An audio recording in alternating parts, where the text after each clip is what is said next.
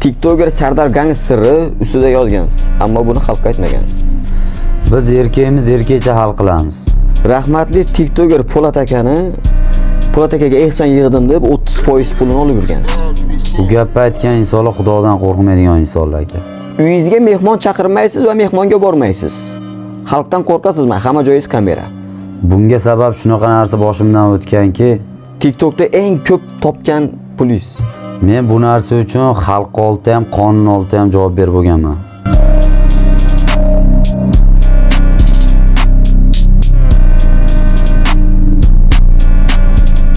Assalomu alaykum Mahalla Show kanalining hurmatli kuzatuvchilari, assalomu alaykum mahallamizning mehmonlari. Bugungi Mahalla Showning yangi yil sonida sizlar qiziqayotgan inson, san'atkor, ijodkor, sozanda hamda TikTok platformasida o'ziga xos yo'li bilan streaminglik qiladigan inson Behxan aka bilan suhbatlashamiz. Avvalambor, qimmatli vaqtingizni ayamasdan, muxlislaringizdan kelayotgan savollarga javob berishga rozi bo'lganingiz uchun kattakon rahmat. Shu yerga biz masalan mehmondorchilik qildingiz, boshqa qildingiz. Hammasi uchun sizdan rahmat. Rahmat og'a. Sizni va bizni kuzatuvchilarga bilan qisqacha salom alaykum qilib qo'ysangiz. Avvalambor assalomu alaykum. TikTok, Instagram, YouTube sizlarni ko'rib turganimdan juda ham xursandman. Albatta sizlar 2026-yildagi yulduz bilan ko'rishib turibsizlar. Men ham sizlarni ko'rib turganinglardan, ko'rib turganimdan xursandman. Birinchi intervyumiz ozgina hayajon bo'ladi, xato kamchiliklarga rozi bo'lasizlar. Avvalambor xonadonimizga xush kelibsiz, studiyamizga xush kelibsiz. Marhamat, bo'lingizga shukr. Men Behxan taxallusda ijod qilaman aka. Buni biladi hamma. Savollaringiz bo'lsa beraverasiz. Bo'ldi. Intervyuni boshlashdan oldin aytib o'tibman, sizni gastitsalaringiz, avtosalonlaringiz va bir qancha bir kichkina bizneslaringiz bor deb eshitdik. Mana shu video, ya'ni birinchi intervyu, necha mingta like va necha mingta prosmotr bo'lgandan keyin to'liq obzor qilamiz. Albatta biz katta natijalarga urg'u qaratganmiz. Mayli birinchi intervyu bo'lgani uchun 20 ming like albatta meni muxlislarim chiqadi. 20 ming like bo'lsa, 20 ming like bo'lsa sizlar butunlay ochamiz. Hamma sirlarni. Borini boricha aytamiz. Xudo xolasa. Bugungi intervyumiz xudo xolasa Behxanni ochilmagan qirralarini ochamiz, yashirib kelayotgan sirlarini ochamiz. Xudo xolasa. Intervyu davomidagi suhbatimiz borini boricha aytaylik. Xalqimiz ham siz haqingizdagi masalan bilmagan ma'lumotlari bo'lishi mumkin, sizni qiziqtirayotgan savollari bo'lishi mumkin. Shu savollarga borini boricha aytib javob olsak, nima dedingiz? Rozimisiz? Biz rozimiz. Xudo xolasa, unday bo'lsa boshladik. Birinchi savol. TikTok bo'lmaganda Behxan kim bo'lardi? Albatta TikTok bo'lmaganda san'atkor bo'lardik. Bo'lganda ham juda ham kuchli san'atkor bo'lardik. Yo bo'lmasa elimiz qatori halol mehnat, ustachilik bilan shug'ullanardik. Chunki bu kasbim ham bor, qilganman. Oldinlari usta bo'lganmiz, malyar bo'lganmiz aka. Bo'largan, malades. Juda ham yaxshi. Endi sizga bir qisqacha o'zingizni tanishtirib o'tsangiz. O'zingiz, masalan, siz qayerdansiz? Nechinchi yilsiz? Oilaviy shu haqida bir qisqacha ma'lumot bersangiz. Undan keyin mana xudo xolasa TikTok va san'at va bilamiz qo'shiq she'rlar yozasiz, o'zingiz aytasiz va bastakorchilik qilasiz. Xudo xolasa shu kasblaringiz bo'yicha savollar ketaveradi. Birinchi o'zingiz haqida qisqacha ma'lumot bersangiz. Men Namangan viloyati Uchqo'rg'on tumanida tug'ilganman. 98-yil 14-mayda tug'ilganmiz. Yaxshi, ziyoli oilada tug'ilganmiz, Xudoga shukr. Bitta ukam, bitta singlim bor. Shu Namangan viloyati Uchqo'rg'on tumani 1-bo'limida istiqomat qilaman. Yangiyer qishloq fuqarolar yig'inida. Mana deysiz. Ota-onangiz hayotlar? Albatta. Qayerda ishlaysiz, sir bo'lmasa? Ota-onamiz, dadamiz tadbirkor, onamiz uy bekasi. Dadangiz tadbirkor, onangiz uy bekasi. Albatta. O'zingizchi TikTokdan, san'atdan boshqa bizneslar? TikTokdan, san'atdan boshqa bizneslarimiz, ko'chmas mulklarga qiziqamiz. Ko'chmas mulklarga yo'l sotsa, o'zimizning uy-joylar bor, yetarli. Bir ikkita sekretni bizneslarimiz ham bor. Ikkinchi qismingizda aytishim mumkin. 20 ming like bo'lgandan keyin. Bo'ldi. Gap yo'q, xudo xolasa. Juda ham yaxshi bizneslarimiz bor, faqat like bosishinglar kerak. Bo'ldi, xudo xolasa. Endi like bunaqa joyda o'tirmasdik. Albatta. Shunday natijasiga erishibdiki, Zinash Dahotam yani normal biznes ham bor. Shunday ekanki, bilish uchun faqat sizlar keraksizlar. Like-ni bosish kerak tamom o'g'illar. O'zingiz fikrlaringizni kommentariyaga yozib qo'yinglar. Endi sizga savol. Keling, siz mana shu darajaga kelmasdan oldinki Bekxan haqida qisqacha bir suhbatlasak. U oldin nima ish qilgan, nimalar qilgan bu natijaga erishguncha. Shu haqida qisqacha aytib bersangiz. Biz 5-sinfdan boshlab ota-onamiz qiziqishimizga qiziqib, musiqa tugaraylariga bergan, maktablarga bergan. 5-sinfdan boshlab biz tahsil olganmiz. Tugallanmagan oliy bo'lgan bizniki o'qishimiz ham. TikTokga kirishimizdan oldin qo'shiqchi bo'lganmiz, intilganmiz, litseylarni ham tamomlaganmiz, el xizmatida bo'lganmiz. Undan keyin oilaviy sharoit ko'tarmasdan Rossiyada ishladik, Turkiyada ishladik. Keyin Alloh berib TikTok platformasi chiqdi. Bolalarni ko'rdik, o'zimizning qiziqishimiz orqali shu yerda sponsorsiz chiqsa bo'ladigan degan bir ideya qilib turib o'sha yerga kirib kelganmiz. Ya'ni o'sha be sponsor o'zingiz ko'tarilish uchun. Endi nima ishlar qilishim, men savolingiz nima ishlar qilganim ungacha savollaringiz bo'lsa bersangiz, aytib o'tib ketaman. Qarang, o'sha payt TikTokka emas, Instagramga kirsangiz ham bo'lardi-ku. Nimaga aynan TikTokni tanladingiz? Instagramda reklamadan dohod qilishadi, pul qilishadi. Bu hammamizga ayon. Instagram deymizmi, YouTube deymizmi, boshqa platformalar bormi? Hammasi baribir oila boqishga, tirikchilik qilishga qaratilgan narsalar. TikTok tez pul to'lagani uchun TikTokni tanlaganmiz. Unda TikTok bo'yicha savollar beraman 1-2-3 ta. Zinash hozirda siz TikTokni pul uchun boshlagansiz. TikTok sponsor sifatida foydalanib, Instagram ham, YouTube ham hamma tarmoqlarda meni kichkina bo'lsa ham auditoriyam bor. Qo'shiqlarimiz hitga chiqqanlari ham bor. Shundan foydalanib, bu yoqdagi stabilni ijodimizni qadam-qadam rivojlantirib kelyapmiz. TikTok sponsor qilgan holatda. Malades. Dastlabki masalan TikTokda hozir asosan siz streamersiz. Ya'ni shu efir yoqib battle o'ynaysiz. Uyat bo'lganmi birinchi efiringiz? Boshlagan paytlaringiz uyalish bir. Yo'q, bizda to'g'risi gap, biz oilamizni, sharoitimizni, o'z oilaviy sharoitimiz yomon bo'lmagan. Allohga behisob shukr. Ota-onamga mingdan-ming rahmat aytaman. Hech kimdan kam qilmasdan, hech kimdan bir kiyimini yo osh tuzini kam qilmasdan o'stirishgan. Faqat endi zamon rivojlandi. Biz ham xalqqa yetib olaylik deb turib, shu platforma orqali ana qilganmiz. Tushunarli. TikTok san'at emas, ya'ni TikTok hech qanday platforma u anaqa emas, urgani yo'q deydiganlarga nima degan bo'lardingiz? TikTok bugungi kunda O'zbekistonda unaqa zo'r rivojlanmagandir, lekin dunyo miqyosida juda ham mashhurlikka erishgan platforma hisoblanadi.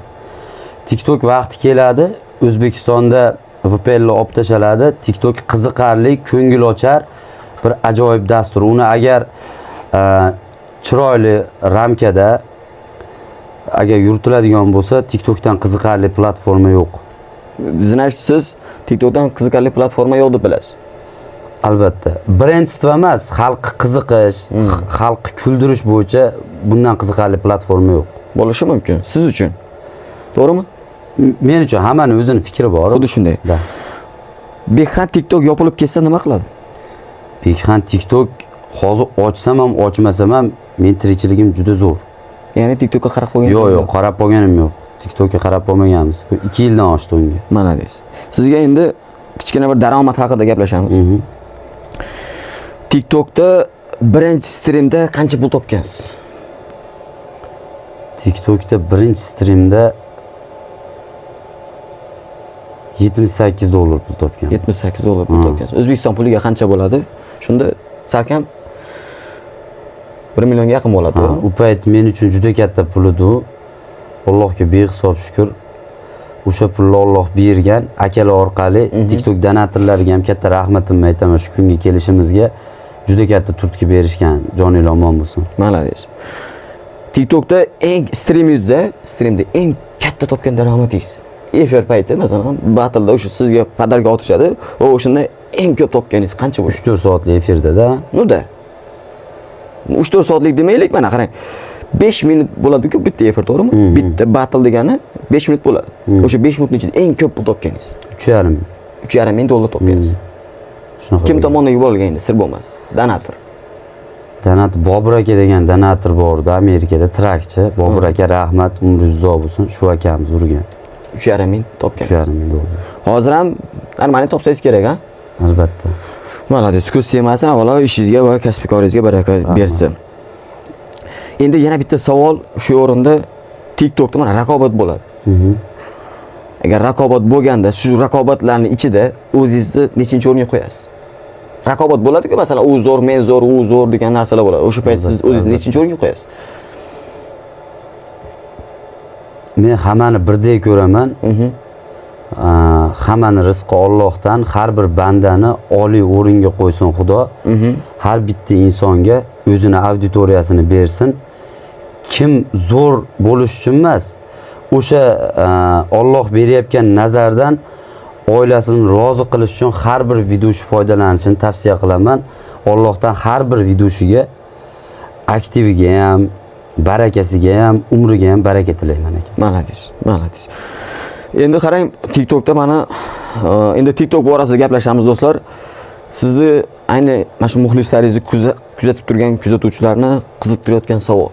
Ya'ni hozir bilasiz, TikTok, O'zbekiston TikTokida eng ko'p topda turadigan insonlar bular Sardar Gangster, Qashqadaryolik. Albatta. Shu kishi bilan o'rtalaringizda muammolar bo'lib ketdi. Bular haqida gaplashsak qisqacha. Keyin undan tashqari TikTokda fitnalar bo'lib ketdi. Sizning nomingizni bir qoralashlar bo'lib ketdi.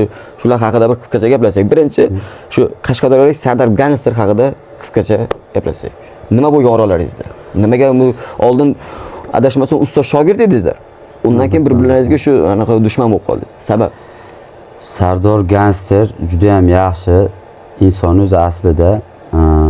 Aka bilan biz TikTokda urushib tanishganmiz. Oradan vaqt o'tgandan keyin shogird bo'lganmiz. Shogird deb tan olganlar aka. Undan keyin orada ular chiqarayotgan shogirdlar ichida show biznesga bir yaxshi taraflama kirib kelayotgan, mediasi kuchayib kelayotgan men bo'lganim uchun aktivimiz juda ko'tarilib ketgan. Shu tepaga otgan paytda ustozga yomon ko'rsatish maqsadida bir ikkita insonlar akaga yomonlagan. Endi masofamiz uzoq bo'lgani uchun u inson ayrim sabablarga ko'ra Dubayda istiqomat qiladi. Telefonda nima bo'lmagan, svязь bo'lmagan. Endi Telegram ishlatmaydi u kishi. Shu narsani isbotlab bering degan joyimda atvet kelmagan, shu joydan janjal chiqib ketib, orada ozgina tortishmovchilik bo'lgan. Shu ular boshqa fikrda bo'lgan, men boshqa fikrda bo'lganman. Oradan vaqt o'tdi. Baribir dil pok bo'lgani uchun ikkalamiz yana qo'l tashlashdik, aka-uka bo'ldik. Chunki baribir bizni oz bo'lsa-da TikTok platformasida tanilishimizga, chunki ustozlarimiz juda ham ko'p san'at sohasida, boshqa sohalarda, lekin TikTok platformasida tanilishimizga sababchi bo'lgan. Mana hozirgi kunda ham aytaman, Sardor akaga rahmat. Mana deysiz. Tan olish ham mardning ishi, lekin bu ishingizga katta rahmat. Qarang, shunda siz hozir Sardor Gangster bilan PR qilganmisiz yoki tushunmovchilik bo'lganmi? Yo'q, tushunmovchilik bo'lgan. PR bo'lmagan. Ayda haqiqiy yana tortishuv bo'lgan. Hech qanaqa PR, chunki biz haqiqiy ustoz shogirdmiz. U ham meni uka sifatida juda yaxshi ko'radi, do'st sifatida. Men ham unga bo'lgan mehrim boshqacha. U insonni masalan qoqilishini hech qachon istamaganmiz. Shu tortishayotgan joyda ham unga nisbatan yomon fikr bildirayotganlar bilan tortishgan joyim ham bo'lgan. Mana deysiz. O'zim tortishib turgan joyimda. Buni ko'rganmiz. Men guvohi bo'lganman, lekin bu gaplar haqiqatdan rost. Endi sizga TikTokda kelayotgan fitnalar haqida gaplashsak. Rahmatli adashmasam Po'lat degan inson bor ekan, rahmatli bo'lib ketdilar, joylari jannatdan bo'lsin. Shu kishiga behay ehson qilib, ehsonni pulidan 30% oladi degan fitnalar bo'lib ketdi. Buni o'zingiz ham eshitgandirsiz? Albatta, TikTok platformasida Zek degan bitta shaxs bor. Zek degan juda ham bir ichi qora, baxil, bir odamlarni ko'ra olmaydigan, videolarni qaysi videoshi kimgadir yaxshilik qilsa yo boshqa qilsa orqasidan fitna qiladigan inson bor. Shu inson bir ikkita joyda o'sha qo'pol qilib aytganda nogironni to'rt deyayotgan shashligini ko'ra olmasdan ozgina efirda fitna qilgan, lekin bizning auditoriya borib baribir anaqa qilgan. O'sha bitta insonning fikri u. Ya'ni bu ko'pchilik emas. Yo'q. U chunki biz o'zimiz bitta efir ochadigan bo'lsak, bo'lmagani $600, $700 topadigan paytimga to'g'ri kelgan. Po'latda anaqasi ehson yig'ib beradi. O'zimiz yonimizdan $100-200 qo'shib yig'ib berardi. Unaqa katta pul yig'ilmagan. $200-300 olardi u. Nega aynan Po'lat? Chunki nogiron. Nogironlar ko'p-ku. Nimaga aynan boshqalarga emas, aynan Po'lat akaga siz yordam qilgansiz? Chunki Po'lat akani ahvoli qo'pol qilib aytganda neandertal odamga o'xshardi aka. Orqa anaqasi ham mana xalq biladi, ko'rganlar bo'lsa, u faqat yuzini ko'rsatgan. Bizga Telegram orqali aloqaga chiqqanimizda shakli bir ajoyib bir g'alatiroq hayvonni eslatadigan anaqada bo'lgan. U yotishi ham qiyin bo'lgan u inson. Men o'ylaganman, faqat qilish kerak bo'lsa, shu insonga qilish kerak deb o'ylaganman. Zinat Alloh ko'nglingiga solgan, siz shu insonga qilish kerak. Bo'lishi mumkin. Solgan. Shunda hozir o'sha TikTokda bo'layotgan fitnalar hammasi yolg'on. Yolg'on albatta.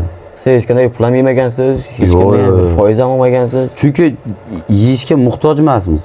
O'ylab sharoit ko'ryapsiz. Ko'ryapmiz, lekin ko'z sevmasin, bundan-da attab. Chunki dohodimiz faqat TikTokka qarab bo'lmagan. Shunday, lekin to'g'ri. Malades.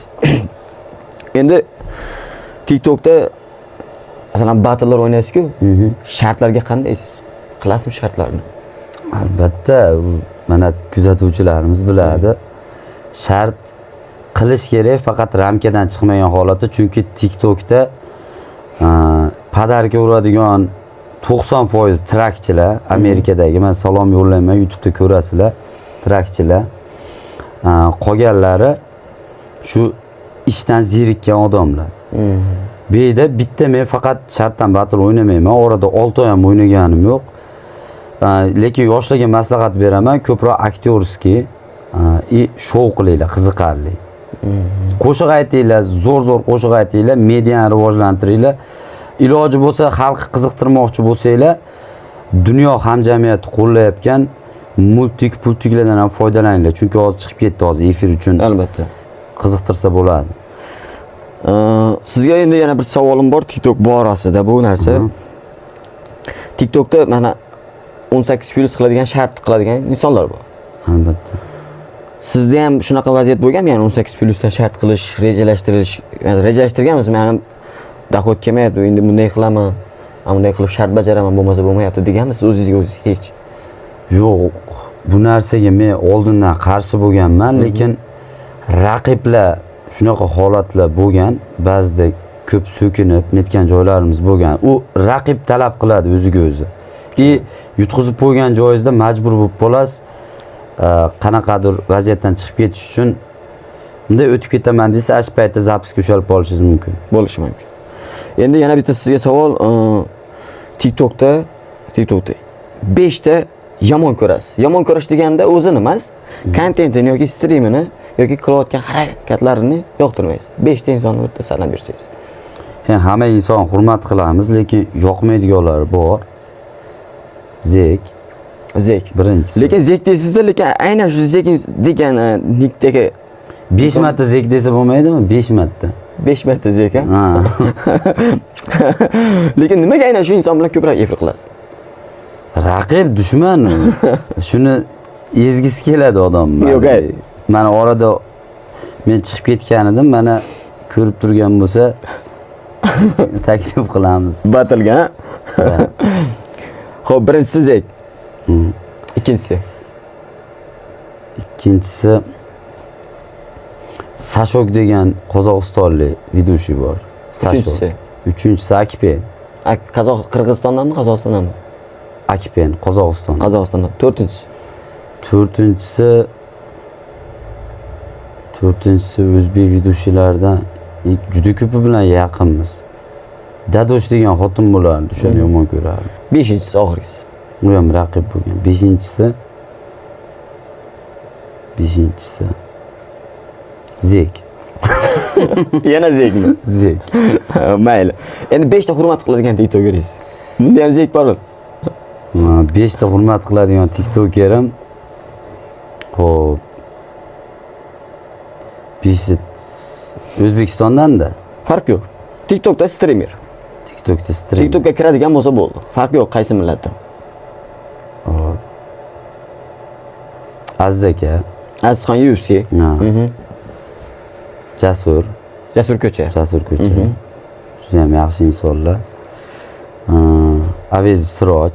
Avezov Siroj. Juda ham zo'r vidushi. 3 ta bo'ldi. 3 ta. To'rtinchisiga Dina degan qiz bor. Yaxshi qiz u ham. Dina adashmasam hozirda menga yoqib qoldi shukurlar, chunki men qo'shig'imni eshitib yurar ekan, u normal holat yoqadi. Sizni qo'shishingizni eshitgan odam sizga yoqadimi shunda? Ha. U qattiq kim bo'lishidan qat'iy nazar uni hurmat qilasiz. Hurmat qilaman. Malades, bu yaxshi. 5-inchisi endi ustoz Sardor Gangster. Sardor Gangster 5 ta inson. Agarda shu insonlarni tanisanglar, kommentariya aytib ketinglar, xudo xolasa. Bu yerda hozir yomon ko'rish yoki yaxshi ko'rish deganda uni shaxsni o'ziga emas, bu kontentlari va streamlari haqida nazarda tutilgan. To'g'rimi? Mana deysiz. Do'stlar, xudo xolasa intervyu sizlarga yoqib boryapti degan umiddaman. Bitta like deb bosib, kanalga haligacha obuna bo'lmagan bo'lsangiz, obuna bo'lib qo'ying. Xudo xolasa bomba insonlardan, bomba intervyular sizlar uchun bo'ladi. Mahalla shu har doim sizlar uchun. Behonova, endi yana bitta sizga san'at haqida savol beraman. Bemalol. Bilamiz, siz TikTokda asosan nima deb o'ylaysiz o'zingiz? Sizni TikToker deb tanishadimi yoki san'atkor deb tanishadimi? Bizni albatta 70% insonlar TikTokdan taniydi deb o'ylaydi xalq. Lekin bizni Instagramda ham, YouTube'da ham yetarlicha insonlarimiz bor. O'shaning uchun to'y marosimlarga aytishadi. Auditoriyamiz bor. Unaqa O'zbekiston tanilib ketgan emas, kichkinagina. Lekin TikTokka kirgan odam borki, haqiqatan TikTokda hamma taniydi. O'sha yerda yulduz bo'lsam kerak. Malades. Ya'ni demoqchisizki, sizni 70% TikToker? Yo'q, 70% TikToker emas. TikTokka kirgan odam 100% taniydi. Instagramda qanaqadir 30%, YouTube'da qanaqadir 30% auditoriya taniydi demoqchiman. Tushunarli. TikTok san'atni o'ldiradimi? Agar to'g'ri foydalansa rivojlantiradi. Ha, noto'g'ri foydalansa o'ldiradi. Noto'g'ri foydalansa o'ldiradi. Sizni san'atkorlar jiddiy qabul qiladimi? Endi hozirgi kungacha bo'lgan ijodimizni yengil deb qarashlari mumkin. Ba'zi zamon o'zgaryapti, lekin 2026-yilda va'da beraman, tan olganam, tan olmaganam Xudo xolasa tan oladi. Nasib Xudo xolasa. Avvalo Xudo. Omadingizni bersa. Masalan, siz Behqan asosan TikTokda qo'shiqlaringizni taniltirgansiz. Albatta. Parcha-parchalar qo'yib, asosiy o'zingiz ham TikTokda stream qilib, batalar o'ynab o'tirasiz. Sizga TikTok san'atkori degan tamg'a qo'yilsa, bu sizga qattiq og'ir botadimi yoki вообще yana qilmaydi? Ne interesmi? Yo, endi odamni qanaqa qarashiga bog'liq. Men shunaqa qaraymanki, qaysidir platformada muvaffaqiyatga erishdimi, ikkinchi platformani rivojlantirish imkoniyati paydo bo'ladi. Bugungi kunda TikTok san'atkori deyotgan insonlar uchun bir kun kelib baribir yangi sahifa ochiladi. Albatta qaysidir platformada rivojlanyapsiz, siz kattalar oldida paydo bo'lasiz. Bu normal holat, odam o'zining fikri. Tushunarli. Agar tanlashga majbur bo'lsangiz, sahna yoki-da TikTok? Albatta sahna. Любое время TikTokdan ketaverasiz sahna uchun. Sahna. Endi meni orzuyim, agar oilamning sharoiti talab qiladigan bo'lsa, TikTokni tanlayman. Agar menga sahna moddiy yordam olib kelmaydigan bo'lsa, men TikTokni tanlayman, to'g'risi. Hozir siz san'atdan ham hamda TikTokdagi streamingizdan ham hamma jihatingiz shu pulga qaratilgan, to'g'rimi? Yo'q, pulga qaratilmagan. Och qoringa ijod qilib bo'lmaydi. Bekorga qo'shiqchilar sponsor olmaydi o'ziga. To'g'ri. To'q bo'lsangiz, keyin qo'shiq yarata olasiz, xalqqa yetkazib bera olasiz. Ko'pchilik aytishi mumkin, qanaqadir 3 ta so'z bilan ham hit qilish mumkin deb. Lekin o'sha uchta so'z bilan hit qilayotganlarni orqasiga kimdir o'tadi. Keyin u palonchi bo'ladi. Qarang, pul yoki san'at? San'at. San'at, ha? Yo'q, masalan, pul yoki san'at deganda, masalan, sizga qanchadir pul taklif qilsa-da, san'atdan ketdisi. Yo'q. San'atdan ketmaysiz. Yo'q. Tushunarli. Endi sizga masalan TikTokda asosan videolar qo'yasiz, qo'shiqlaringizni qo'yib yoki stream qilasiz. O'sha paytda eng og'ir yozilgan komment qaysi biri bo'lgan? Sizga yoqmaydi, bir qayringizdir og'ir edi shu komment. Eng og'ir yozilgan komment tuhmat bo'ladi. Eng og'ir botgani bo'lgan. O'zimga pul zarur bo'lib turgan paytda nomini bir shaxsini aytmayman, bir insonga chiroyli yordam qilganmiz. Shu payt 50 ga 50 degan so'z yozilgani menga anaqa qilgan, alam qilgan. Chunki nagli tuhmat o'zingizni manfaatingizni orqaga olib turib, kimgadir yordam berib, ya'ni yoningizdagi pulni ham qo'shib berib olgan joyingizda qanaqadir bir insonga foydasi tegmaydigan inson yo bo'lmasa qanaqadir doim mana aytdi griyazi bor inson kelib turib sizni yomonlasa u yoqmaydi. Chunki u insonga qarata siz so'z ham ayta olmaysiz, shaxsini ham bilmaysiz. Albatta. Sizga bir g'alati savol desam ham bo'ladi. Oxirgi marta qachon yig'ladingiz? Oxirgi marta yo'nalishimni o'zgartirganimda men $45,000 studiya qilganman. Shuni qilganimda auditoriyam battle xohlaganida ozgina nima bo'lgan. Xo'rsinish. Chunki men sizlarga zo'r bir oilaviy ko'radigan dastur qo'yaman deganimda xohlashmagan. Xalq emas, qanaqadir kichkina auditoriya mana hozir kun kelib ko'rishyapti baribir. O'sha payt alam qilgan. Tushunarli. O'zingizdan nafratlanib qolgan kun bo'lganmi? Da bo'lgan. Qachon? TikTokda bilib bilmay shart qilgan paytda. Hali nimaga to'g'ri kelmaydigan shart qilinganda xalq e'tiboriga, boshqasiga. Yosh bo'lganmiz u payt. Hozir bundan afsuslanasizmi? Albatta. Haterlar bo'lmaganda Behxan boshqacha bo'larmidi? Albatta. Negativli bo'lmaganda, agar negativli bo'lmaganda qaysidir mashhur xonandaning o'rnida bugun men bo'lishim mumkin edi. Bugungi kunda. Hozir harakat qilyapmiz, lekin bugungi kunda qaysidir katta sahnalarda men bo'lishim mumkin. Chunki chiqargan qo'shig'imni haterlarni so'kish orqali efirda kesganman men ko'p e'tiborini. Tushunarli. Kamera o'chgandan keyin Behxan qanday? Kamera o'chgandan keyin og'ir bosiq. Ya'ni TikTokda faqat rol o'ynaysiz-da. Odamlar kayfiyati. Rol, polni rol o'ynaladi, ayda. Maskani taqiladi. Masxaravozlikka boshlanadi-da. Tushunarli. Endi qo'pol qilib aytganda sahnaga chiqdingmi, o'zi estrada so'zi, shu masxaravozlar, estrada so'zi qadimda masxaravozlar, sirkchilar, shu qanaqadir so'z o'yini o'ynaydigan insonlar chiqib unga musiqa kirib kelib turib, keyin estrada so'zi paydo bo'lgan. Tushunarli. Supa degan ma'noni anglatadi. Mashhurlik yolg'izlik olib kelganmi? Mashhurlik o'zi yolg'izlik xohlaydi. Agar tanho zo'r bo'lmoqchi bo'lgan odam yolg'iz o'zi izlanadi, ijod qiladi. Chunki u yaratuvchi bo'ladi, o'sha yaratishga intiladi. Qo'shiqda emas-da. Bu dunyoviy anaqaga kirmaydi, chunki yaratuvchi faqat Alloh. Xuddi shunday. Sizni tushunadigan odam bormi har qanday vaziyatda? Bor, ukam bor, keyin do'stim bor, Shahobiddin degan. Shular tushunadi har qanday vaziyatda. Tushunarli. Eng katta qo'rquvingiz nima? Qo'rqasiz, nimadan qo'rqasiz?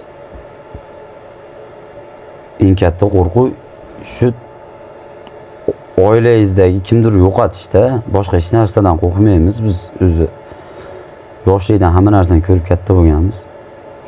Qo'shiqlaringiz trendga chiqmasdan odamlarni salbiy fikrga erishishdan qo'rqasizmi, yo'qmi? Hamma aytganni uradi. Avvalambor harakatda Alloh izmi bilan qilish kerak. Endi katta bo'lib qolyapmiz. Lekin yaxshi qilingan ijod, yaxshi dildan chiqqan ijod hech qachon negativ olib kelmaydi. Eng yaxshi ko'rgan qo'shig'ingizning ismi nima? Nomi nima? Eng yaxshi ko'rgan qo'shig'im? O'zingiz ya'ni o'zingiz aytgan qo'shiqlarning eng yaxshi ko'rganingiz qaysi biri?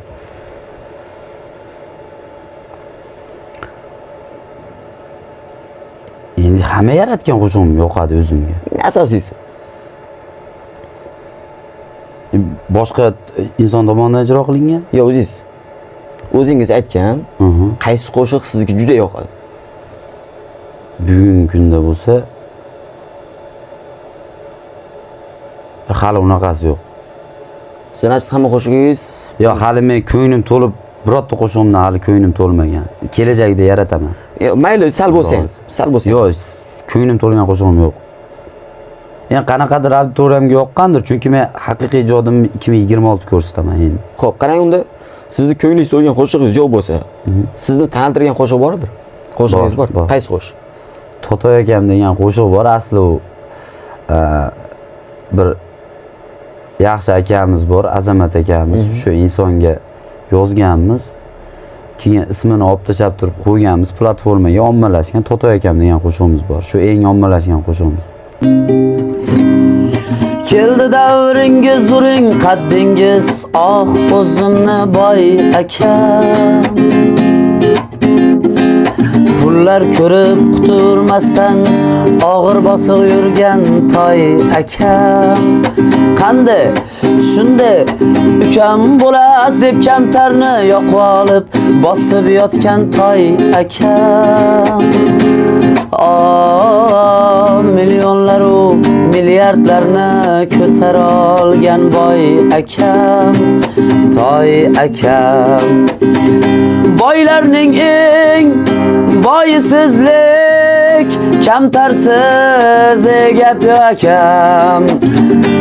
Oqibatda yangi boylarga o'rnaysiz akam. Qanday ukam bo'las, akam bo'las deb qo'yib indamay bosiqlikda indamay yurgan boy akam, toy akam. Endi sizga tomoshabinlar siz haqingizda nimani noto'g'ri tushunadi? Sizga savol. Tomoshabinlar hech narsani noto'g'ri tushunmaydi. Streamdagi, qo'shig'ingizdagi. Streamda rolga nisbatan xalq so'kishi mumkin, boshqa qilishi mumkin. Xalq to'g'ri yozadi. Insonni yaxshi bo'lsin, ko'karsin deb yozadi. Men har bitta negativimdan ham, meni qo'llab-quvvatlayotgan insonlardan ham xursandman. Chunki men rivojlanishimga hissalarini qo'shadi. O'sha kundagi tanqid meni ertangi kunda yaxshi inson bo'lishimni ta'minlaydi. Mana deysiz. Sizga bir endi kelajagingiz haqida gapirsak, ya'ni kelajagingiz va orzularingiz haqida misol qilib aytadigan bo'lsak, avvalo misol qilib aytadigan bo'lsak, 5 yildan keyin TikTokda bo'lasizmi? Albatta, maqsad dunyoga chiqish. TikTok platformasini tashlash yo'q, faqat bir oilaviy ko'radigan, insonlarning yuziga tabassum yuguradigan efir bilan, qanaqadir stream bilan. Ya'ni hammaga yoqadigan. Ha, masalan, hoji ota, hoji ona oilaviy ko'radigan bir efir qilish niyat kelajak. Qonunga. Ha. O'zbekiston Respublikasi qonunlariga to'g'ri keladigan. Malades. Bu ishingiz yaxshi, ko'pchiliklar menimcha o'rnagan bo'lsa kerak. Men maslahat berardim, bu kishi to'g'ri aytibdilar, iloji boricha O'zbekiston qonunlariga va shu oila a'zolarimiz bilan ko'radigan darajadagi streamlar qilsanglar, bag'atda xursand bo'lardik. O'zingizni afsona darajasida ko'rasizmi? Albatta, har bitta inson afsona bo'lgisi keladi. Lekin afsona bo'lish uchun inson yillar davomida mehnat qiladi. Insonning afsonaligini u inson o'tgandan keyin insonlar afsona deyishi mumkin, lekin inson o'zini o'zi afsona deyishi bir bo'mag'urlik safsata u. Mana deysiz. O'ziga o'zi ta'rif berish u g'alati narsa. Endi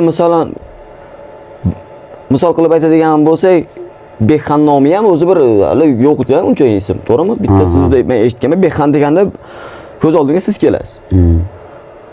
Shu nomni brend qilsa bo'ladi deb o'ylaysizmi o'zingiz? Masalan, rejalar bormi? Bekxan degan nom hali dunyo yuzini ko'radi.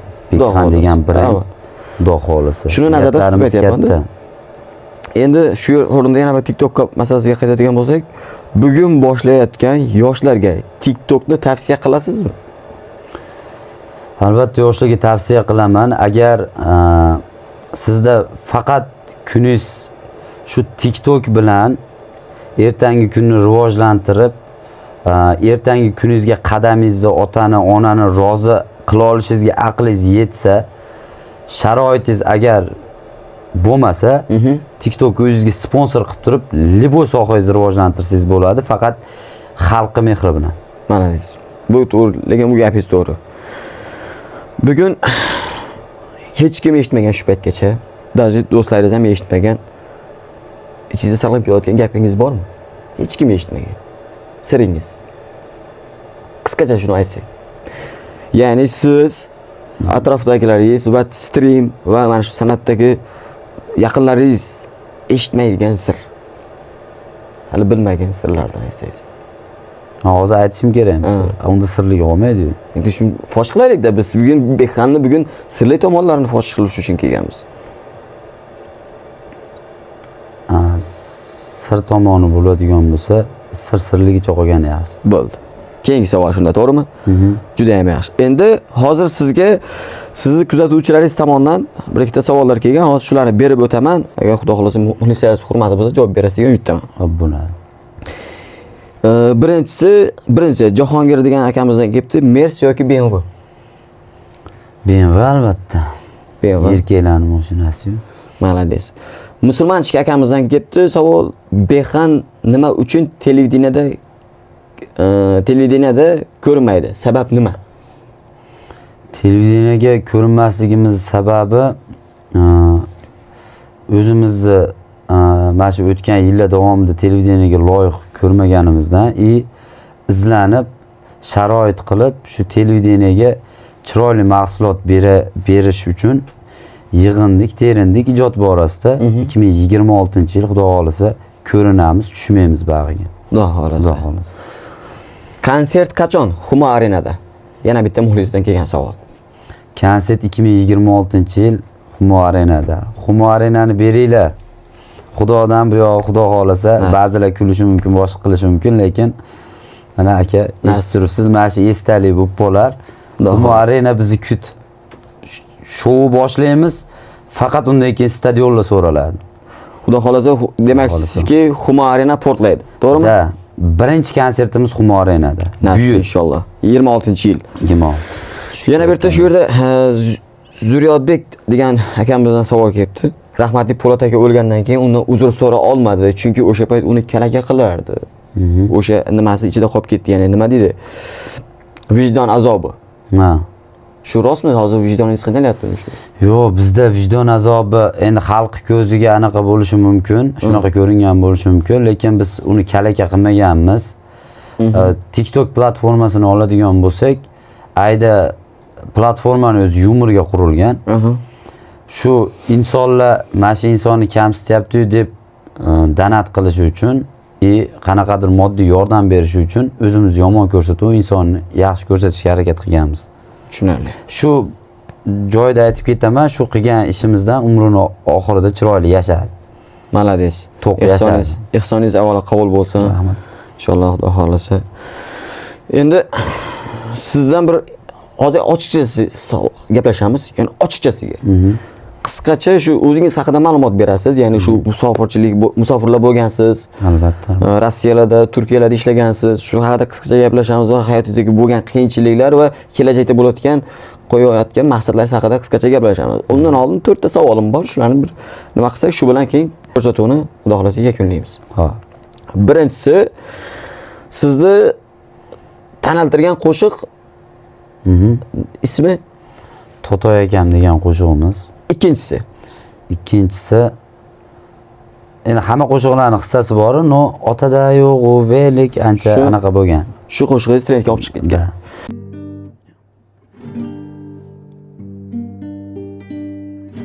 Otada yo'q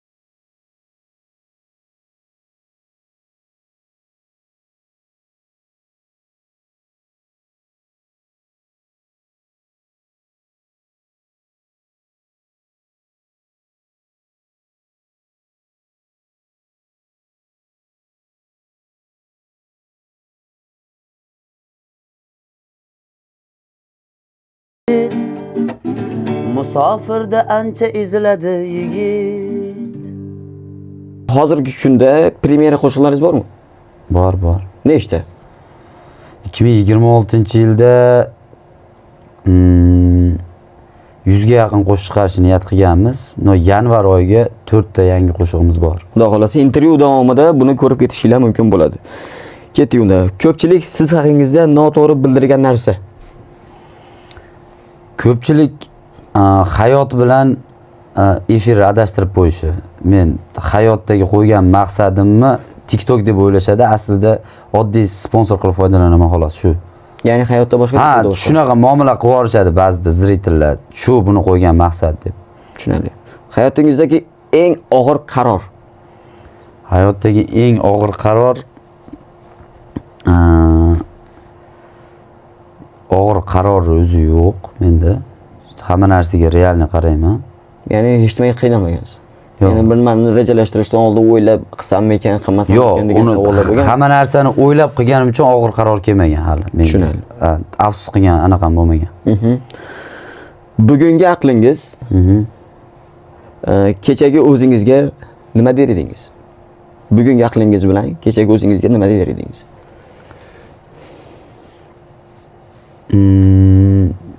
Kechagi aqlimga rahmat aytarim to'g'risi. Lekin bir ikkita to'g'rilaydigan joylari bor. Bor, ha? Ha, to'g'rilaydigan joylari bor. Bir ikkita, Bir ikkita. Da. Shu ham shart borasida. TikTokdagi battle. So'zda sal madaniyatsiz ko'rinib qolganim xalqqa shu. Lekin sizlar o'ylagan inson emasman, o'ta madaniyatli, tarbiyali bo'linglar, yoshlarga maslahat beraman. Mana deysiz. Sizni sindirgan lekin kuchli qilgan voqea. Men sindirgan, kuchli qilgan voqea? Sizni sindirgan, lekin shu sinish oqibatida siz kuchli bo'lgansiz. Men sindirgan narsa Turkiyadan kelganimdan keyin, undan oldin Rossiyada ishlaganmiz. 5 oy ustachilikka tayyorlanib, aeroportda deport chiqib, uyga orqaga qaytganim meni 3 oy sindirgan. O'ta qattiq sindirgan. 3 oy yotganman, hech nima qilmay.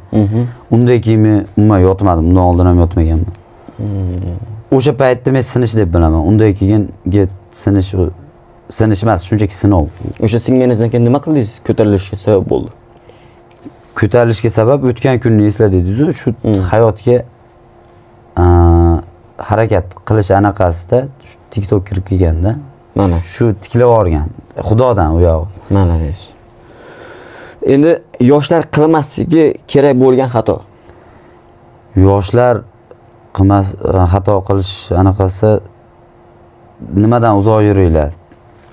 Mana tarbiyasiz narsalardan, insonlarni yomonlikka chorlamanglar, chunki kelajakda sizlarni o'sha yomonlikka chorlayotgan insonlar siz o'sha sababchi bo'lib qolmang. Ertaga farzandingiz ham kimdir shunga qaytar dunyo bo'lib chorlashi mumkin-da. Vinovat bo'lib qolmaslik kerak. Tushunarli. Endi sizga savol. Oxirgi savolim.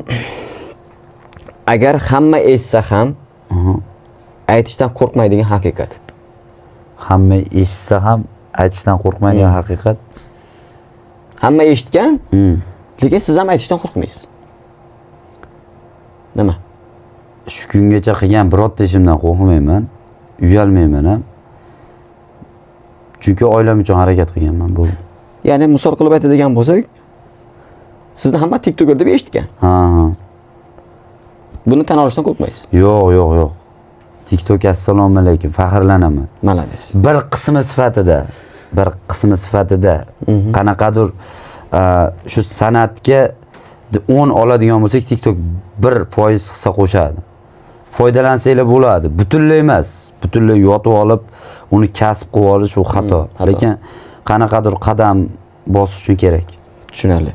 Endi qisqacha Bekxanni mana shu natijalarga erishdingiz. Hozir mana eshitishimiz bo'yicha gastritsalaringiz bor ekan, avtosalonlaringiz bor ekan, bir ikkita kichkina bizneslaringiz bor ekan. Endi buni xudo xolasa mana shu intervyumiz portlab, layklarni, prosmotrlarni bersa, ikkinchi intervyuda olib chiqamiz. Lekin shungacha bo'lgan qiyinchiliklar. Qisqacha bilsak bo'ladimi? Albatta. Men san'at sohasida izlanaman deb Toshkentga borganmiz. Taniqli insonlarga shogird bo'lganmiz.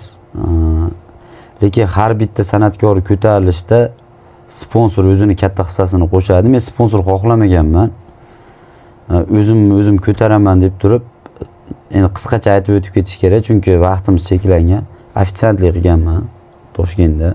Gruzchilik ham qilganman. Undan keyin o'zimga katta maqsad qo'ydim, chet elda ko'tarilaman. Chunki Toshkentda o'xshadi-da qanaqadir anaqalarim. Ishlasam topishim bildimni kattaroq anaqa qilaman deb Rossiyaga ketganmiz. Rossiyada keyin shuni yuz bilan bashara bilan nimaga tushganmiz, qo'pol qilib aytganda. Bu yerda hech qaysi davlatda orzu qilmaylar, hamma yerda tosh tarozi bor. Men san'at xohlab borganman, lekin promo anaqaga tushganman. Juda ko'p insonlar parod qilgan joyi bo'lgan, stroykaga tushganmiz. Ish qilmaydi deganlarga men santexnikani bilmayman, qolgan liboy ustachilikka yoraman. Rossiyada ishlaganmiz. Birinchi pul topganim ham esimda Rossiyada 2 etajli, 2 etajli. 3 kunda polni kraska qilib chiqqanmiz. O'shanda birinchi katta pulimni topganman. $400 pul topganman. Uxlamasdan $400 topganman. Undan keyin endi Rossiyani anaqalarini bilasizlar. Ayrim sabablarga ko'ra qanaqadir 1-2 kun dokument o'tib ketish anaqasida biz deport qilib yuborgan ayda. Keyin Turkiyaga borib ishlaganmiz. Ayda ham san'at sohasida izlanaman deb, lekin Mo'ykada ishlaganman. Ayda ham 8 oycha.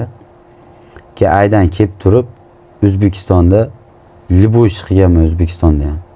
8 oycha anaqa qilganman, 9 oy, 1 yil deyring. Ustachilik qilganman. Ashi bunaqa hayotga chiqishimizda o'sha TikTok tanilish, keyin xizmat, mana shu qo'shiqchi manaqa qo'shiq aytadi deb turib to'ylarga chaqirishi, xizmatlarga chaqirishi keyin mana shunaqa qilib kelgan. Tushunarli. Men qisqacha aytib berdim. Uning ichida hamma narsa bor, ezilib aytib berib o'tirsam bo'ladi, lekin qisqachasi shu. To'g'ri, malades. Shu yaxshi. Чтобы hozir masalan xuddi sizga o'xshab, ya'ni o'sha siz qiynalgan davrdagi yurgan insonlar bor. Qiynalib, masalan, uni topsa bunga yetmayapti yoki boshqa qilyapti. Sizdan shunaqa motivatsiya olsinki, qiyinchilik ortida albatta rohat bor. Bor. Shu maqsadda shu narsani sizdan so'rab o'tdik. Rohat bor. Endi xudo xolasa kelajakdagi maqsadlaringiz. Kelajakdagi maqsadimiz o'zbek TikTokida emas, o'zbek Instagramda emas, o'zbek san'atida buyuk nom qoldirish. Bekxan degan katta shaxs bo'lgan, katta inson bo'lgan. Shu tanilish natijasida ko'plab insonlarga savobli ishlar qilgan degan nom qoldirish. Maqsad jannat. Nasib, inshaalloh. Musulmon har bir insonning maqsadi jannat. Albatta. Agar hozir hammasini noldan boshlaganingizda, nimani to'g'rilagan bo'lardingiz? Yoki qayerda nimani qilmagan bo'lardingiz? Agar noldan boshlash kerak bo'lganda TikTokda bir ikkita qo'yilgan xatolarni qilmasdim. Sizga bitta savolda. Siz faqat nafaqat xatoni faqat TikTokda qildim deb o'ylaysizmi? Hayotdan Yo'q, hayotda xato qilmaganman. Doim ota-onaning duosi bilan ko'chaga chiqamiz, duosi bilan kelamiz. Endi bitta narsani aytaman, har bitta farzandga 100 so'm topasizmi, 1000 so'm topasizmi, ota-onangizni qo'ldan o'tsan o'shanda baraka. Malades. Yashirmanglar, pul ota-onaning qo'ldan o'tishi kerak, shunda baraka bo'ladi. Albatta, u gapingiz to'g'ri. Endi sizga yana bitta savolim. Mana siz tengi yoshlar bor yoki sizdan kichkina ukalaringiz bor, boshqalar bor. Nima maslahat berasiz san'at masalasi bo'yicha yoki TikToker masalasi bo'yicha? Qisqacha o'zingizni bir maslahatingiz. Oilangizni uyaltiradigan ish qilmang, lekin oila uchun har narsaga tayyor bo'ling. TikTok masalasi bo'yicha. TikTok masalasi bo'yicha, san'at sohasi bo'yicha yurak bo'lsa kuylanglar, lekin o'sha Alloh dilingizga solgan sizlarda agar xalqi ichiga yetkazib beradigan bir ohang yo bo'lmasa dard bo'lmasa, qo'shiqchilikni tanlamaganinglar ma'qul. Chunki qo'shiqchilik dard xohlaydi. Albatta. Malades. Hali yuraklarga kirib borish xohlaydi. Malades. Siz bilan bugungi intervyumizda sizni bir xijolatga solgan yoki sizni bir shaxsiyatingizga tegadigan savollar bo'ldimi? Yo'q. Hammasi normalmi? Avtorskiy menda qoladi, qirq qilmaydi. Shunday video qanday olingan bo'lsa, shunday qo'yiladi. Rozimisiz shunday? Roziman. Endi kirib kelayotgan 2026-yil bilan o'zingizni kuzatuvchilar va bizlarning kuzatuvchilarga bir tilak bildirsangiz. Avvalambor barchalarga sihat salomatlik, yuzinglardan nur. Eng muhimi 2026-yilda barcha farzandlar ota-onasini haj safariga hoji ota, hoji ona qilishini tilab qolaman. 2026-yilda 2025-yilda erishmagan maqsadinglarga erishinglar. Xudo xolisa 2026-yil shunaqa yil bo'lsinki, eng muvaffaqiyatli yil bo'lsin, eng muvaffaqiyatli. Hayotingizdagi eng kichik muvaffaqiyat bo'lsin o'sha. Kelgusi hayotingizda. Inshaalloh. Omad tilab qolaman barchalarga. Mahalla Show kanalida siz video yoqqan bo'lsa, bitta like bosib, kommentariyaga sizni qiziqtirgan savollar bo'lsa yoki de sizga yoqqan joylari bo'lsa, akamizga omadlar tilab yozib qoldiring va kanalga obuna bo'lmagan bo'lsangiz, albatta obuna bo'lish tugmasini ham bosib qo'ying. Xudo xolasa keyingi intervyuga qaysi TikToker yoki Insta bloger yoki de qaysi san'atkorni chaqirishni esa albatta yozib qo'ying. Mahalla Show hamisha sizlar bilan. Yangi yillar muborak bo'lsin. Ko'rishguncha.